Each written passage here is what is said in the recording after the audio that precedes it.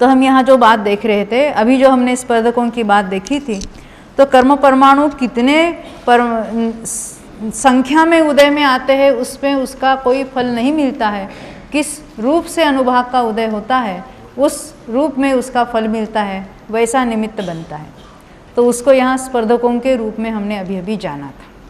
हम फिर जरा दोहराते हैं, क्योंकि क्या है, ये विषय थोड़ा पहली बार सुनते हैं ना, तो अटपटा लगता है। ये स्पर्धक क्या है, प्रकृति क्या है, सर्वघाती क्या है, देशघाती क्या है, कुछ समझ में नहीं आता। मैं एक प्रश्न पूछूंगी, ये साता वेदनीय सर्वघाती है कि देशघाती है बहन? सर्वघाती। हाँ, और असाता वेदनीय? हाँ बोलो, यहाँ से कोई कहेंगे? सर्वघाती है। हाँ, कौन सा, साता के असाता? दोनों। आप क्या कहते हैं नीलेश भाई, कहाँ गए? हाँ, देशघाती है। अच्छा, नीरेन भाई ने कह दिया देशघाती है। और हमारे दूसरे नीलेश भाई क्या कहते हैं? ये कहते हैं ना देशघाती है ना सर्वघाती है। क्यों? हमने क्या पूछा आपको? वेदनीय कर्म की बात पूछी। वो घाती कर्म है क्या आघाती है?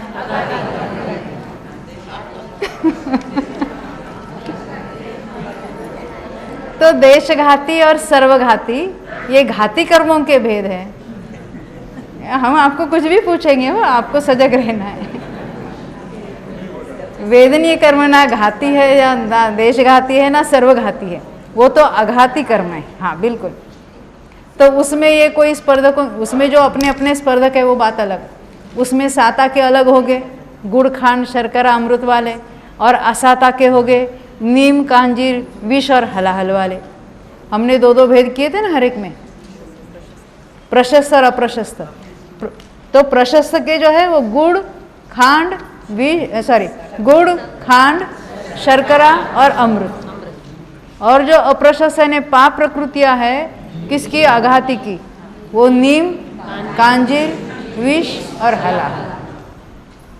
और जो घाती कर्म है उसमें हमने देखे थे लता, दारू, अस्थि और क्षय। इसमें हमने स्पर्धकों में चार चार जो भेद किए हैं, देखो प्रकृति में भी सर्वघाती देशघाती होती है, और उनके स्पर्धकों में भी सर्वघाती देशघाती होते हैं। क्या कहा? कुछ प्रकृतियां सर्वघाती है और कुछ प्रकृतियां देशघाती है। जैसे केवल ज्ञानावरण देखा था हमने, केवल दर्शनावरण जो है वो कैसा है? सर्वघाती है। तो सर्वघाती के जो स्पर्धक है वो कौन से है? ऊपर से देखेंगे शैल वाले भी है, अस्थि वाले भी है, और दारू का बहुभाग वाले भी है। तो उसको क्या कहेंगे हम? सर्वघाती प्रकृति है और उसके स्पर्धक भी सर्वघाती है, यानी उसमें कोई देशघात का सवाल ही नहीं है। उदय होता है तो पूरा पूरा घात होता है।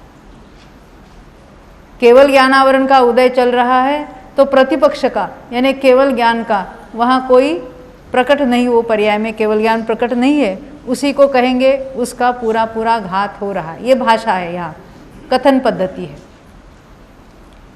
अब जो देशघाती प्रकृतियां हैं उसके स्पर्धक कैसे है? तो सर्वघाती भी है और देशघाती भी है। तो ये सर्वघाती का स्पर्धक का उदय हो जाए, प्रकृति देशघाती होने पर भी यदि सर्वघाती स्पर्धकों का उदय हो जाए तो क्या होगा? पूरा घात हो जाएगा। जैसे हम अवधि ज्ञानावरण की बात अभी करेंगे। अवधि ज्ञानावरण प्रकृति कैसी है? तो देशघाती प्रकृति है। उसमें स्पर्धक कौन कौन से होंगे? कौन से? लता, दारू, अस्थि और शैल। तो अवधि ज्ञानावरण में ये चार प्रकार के स्पर्धक पाए जाते हैं। तो जिन मुनिराजों को अवधि ज्ञान है उसकी बात करेंगे, तो उनके सर्वघाती का उदय रहेगा कि नहीं रहेगा? नहीं रहेगा। तो क्या होगा? जब उदय में आने योग्य हो जाते हैं, काल पूरा हो जाएगा, तो क्या होगा उनका? वो देशघाती रूप टर्न होकर, संक्रमित होकर, अनुभाग घटकर उदय में आएंगे। किस रूप से उदय में आएंगे? देशघाती रूप से उदय में आएंगे। उसका नाम हमने क्या देखा था? क्षोभशम। कर्मों का क्षोभशम किस में होता है? केवल ज्ञानावरण में होगा कि नहीं होगा क्षोभशम? केवल ज्ञानावरण का क्षोभशम नहीं होगा, क्योंकि वो सर्वघाती है, उसमें मात्र सर्वघाती स्पर्धक ही है और उसका उदय तो होगा ही होगा। ख्याल में आती बात? क्योंकि ये विषय नहीं है ना, इसलिए हम दोबारा यहाँ ले रहे हैं। हमने अभी अभी देखे कि जो घाती कर्म है उसके 4 प्रकार के स्पर्धक देखे। कौन से देखे भाई? लता, दारू, अस्थि और शैल। कौन कौन से है? हाँ, ये किसके हुए? घाती कर्मों के। तो उसमें सर्वघाती स्पर्धक कौन से हैं? ऊपर से देखेंगे, शैल, अस्थि, दारू का अनंत बहुभाग। ये क्या है? सर्वघाती स्पर्धक है। और जो अनंतवा भाग है दारू का, और जो लता वाले जो भाग वाले है, उसको हम देशघाती स्पर्धक कहें। जैसे केवल ज्ञानावरण है, केवल दर्शनावरण है, मिथ्यात्व है, उनमें क्या है? सभी स्पर्धक सर्वघाती ही है। उसका उदय हो जाए, मिथ्यात्व का उदय है और यहाँ सम्यक्त्व भी चलता रहे, ऐसा कभी नहीं होगा। क्यों? वो तो सम्यक्त्व का पूरा घात करने वाली प्रकृति है।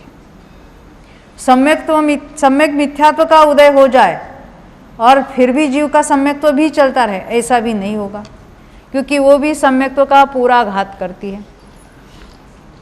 ख्याल में आता है? ये कौन सी प्रकृति का कार्य क्या है? तो ये हमने अनंतानुबंधीवादी की भी बात की थी। ये चारित्र मुनि की जो अनंतानुबंधी नाम की प्रकृति कौन सी? अनंतानुबंधी क्रोध, मान, माया और लोभ। ये प्रकृति कैसी है? तो सर्वघाती प्रकृति है। किसका घात करती है? सम्यक्त्व का घात करती है। सम्यक्त्व होने नहीं देती, उसको हम कहेंगे सम्यक्त्व का घात करती है। ऐसा नहीं कि सम्यक्त्व होना चाहिए फिर ये घात करेगी, ऐसी बात नहीं है।